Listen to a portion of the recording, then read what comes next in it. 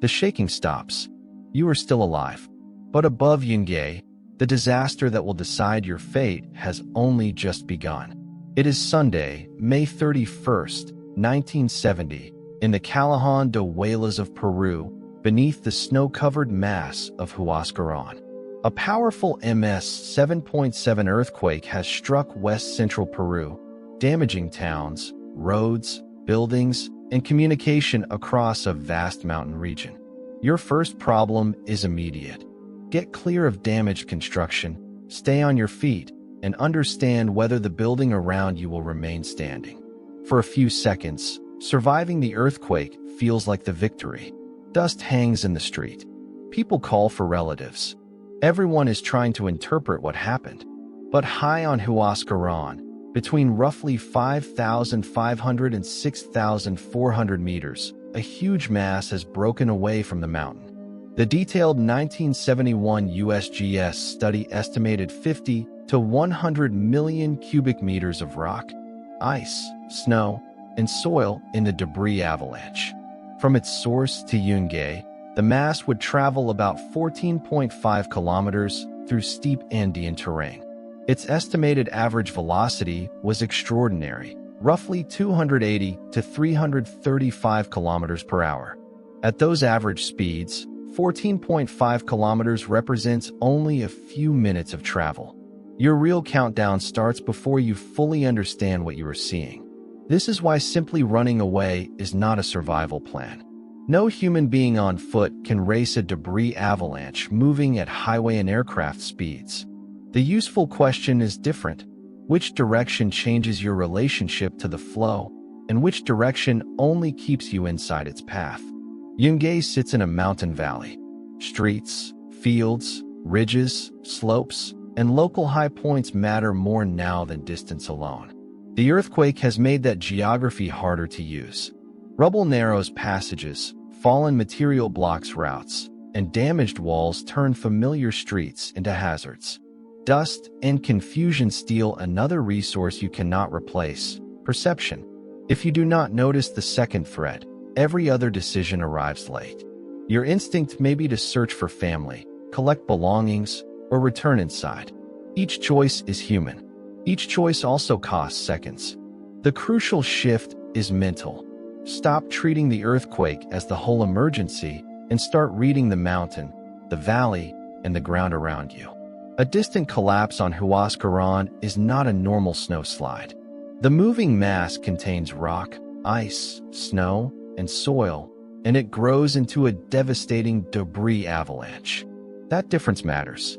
You are not facing powder that stops at the edge of a ski slope. You are facing a moving landscape. USGS investigators found evidence of exceptional mobility. The avalanche overrode major topographic irregularities instead of obediently following every low point. Some boulders weighing several tons were hurled far beyond the main margins of the deposit. Even being beside the central flow does not mean complete safety. So a small wall, a shallow ditch, or a slightly raised street is not the kind of separation you should trust in this reconstruction. Your first defensible move is toward meaningful elevation, using the nearest route that climbs rather than a long horizontal escape across exposed low ground. That route does not need to be elegant. It needs to keep gaining height while avoiding damaged structures that can fail after the main shock. Every meter of climb costs effort, especially at altitude, over broken ground, while your body is already carrying the stress of the earthquake. Shoes slip on loose tile and dust. Hands search for balance. A route that looked easy on an ordinary Sunday is now an obstacle course. Other people are making choices too. Some move toward open streets. Some look for relatives. Some freeze because the threat is still too distant to understand. Crowds can help you recognize urgency, but they can also pull you in the wrong direction. Survival is not a vote. Terrain still controls the outcome. Leave objects behind. A bag, a radio, a bicycle, or anything that slows your climb has less value than a few more seconds of elevation. Helping another person may be the hardest decision. The goal is not heroic speed. It is keeping both of you moving toward ground that changes the geometry of the danger. A damaged road may look faster than a slope, but speed on flat ground is deceptive when the avalanche itself is hundreds of kilometers per hour faster than you. Seen from above, the problem becomes clearer. You are not trying to outrun the front. You are trying to move out of the most destructive corridor before it arrives. Yungay had a warning written into its recent history. 8 years earlier, in 1962, another debris avalanche came from Huascarán. USGS summaries estimate that 1962 event at about 13 million cubic meters, with an average velocity near 170 kilometers per hour. Much of Huascarán was destroyed, and an estimated 4,000 to 5,000 people were killed. But memory of a past disaster is not the same as a usable warning in the seconds after an earthquake. The 1970 event came from the same mountain, but the scale and mobility were catastrophic. Past experience could easily produce false confidence about where the next flow would stop. Even the volume estimates show why precision matters. USGS summaries vary by method, while the detailed 1971 study reports a range of 50 to 100 million cubic meters. Whatever number you choose inside that range, the survival reality does not change. This is far beyond the scale of an ordinary avalanche. Rock fragments, glacier ice, snow, soil, and entrained debris create a dense, violent mixture capable of carrying enormous momentum down the valley. The safest-looking obstacle can fail as protection. Investigators documented terrain features as high as about 140 meters that the moving mass overrode. That does not mean elevation is useless. It means you need real separation, not a token rise that leaves you exposed to the same moving body. If two routes are available, the shorter path upward can be more valuable than the longer path away, provided it actually leads to substantial higher ground. Now the damaged city works against you. A leaning facade can close a street. Loose masonry can fall. A familiar shortcut can become a dead end. Do not trade open, rising terrain for the false comfort of standing beside a weakened wall. The earthquake has changed the structural rules around you. From a plaza or a wider street, Huascarán can dominate the horizon. In ordinary life, that view is beautiful. In this moment, it is information. A raised mound, hillside, embankment, or other substantial local high point becomes more important than any destination that keeps you on the valley floor. The climb is now physical. Rough steps, loose earth, and debris turn seconds into effort, while the mountain front grows larger in the distance. Then the scale becomes undeniable. The avalanche is no longer a feature on Huascarán. It is a broad, fast-moving mass descending toward inhabited ground. At this point, there is no realistic option to reverse course, collect something, or search for a faster road. Your earlier decision has become your only strategy. The front carries enough energy to throw massive rocks beyond its main deposit. Distance from the centerline helps, but exposed low ground remains dangerous.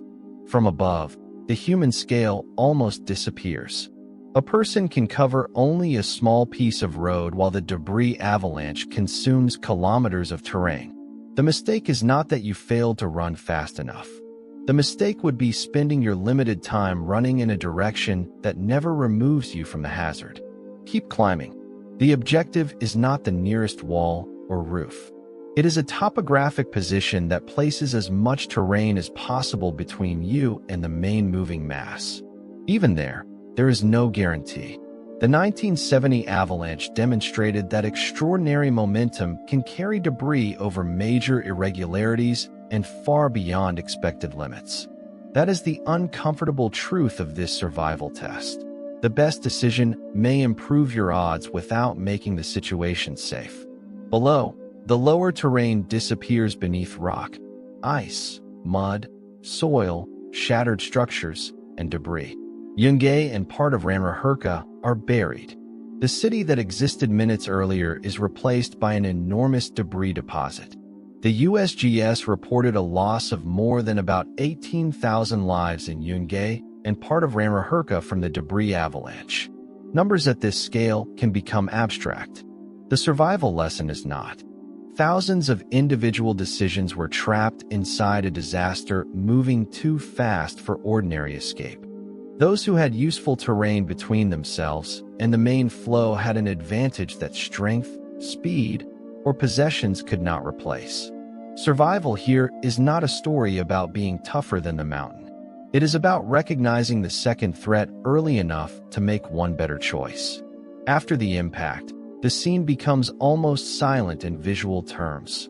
Buried streets, stranded objects, and a landscape whose familiar landmarks have vanished. The avalanche's effects did not end at Yungay. USGS investigators documented a muddy water pulse that traveled down the Rio Santa for roughly 160 kilometers. That downstream surge inundated farms and settlements and damaged transportation and hydroelectric infrastructure, extending the disaster far beyond the buried city. The 1962 tragedy had already shown that Huascarán could produce a deadly debris avalanche. In 1970, the mountain demonstrated how much larger the next event could be. Living with a rare hazard creates a dangerous psychological gap. You know something happened before, but everyday life teaches you that most days nothing happens. Then one afternoon, the earthquake compresses years of risk into minutes. There is no time for a perfect explanation, only enough time for a useful interpretation. If you survive the shaking, your next job is to notice what changed beyond the building, the mountain, the route, the terrain, and the direction of danger. If you choose a long flat escape, speed cannot save you. If you reach meaningful higher ground early, your odds may improve, but certainty never arrives. That is what made Yungay so unforgiving. Surviving the first disaster did not mean the emergency was over. It meant the second countdown had begun. So could you survive the minutes before Yungay was buried? Only if you recognized that the ground beneath you is no longer the greatest threat.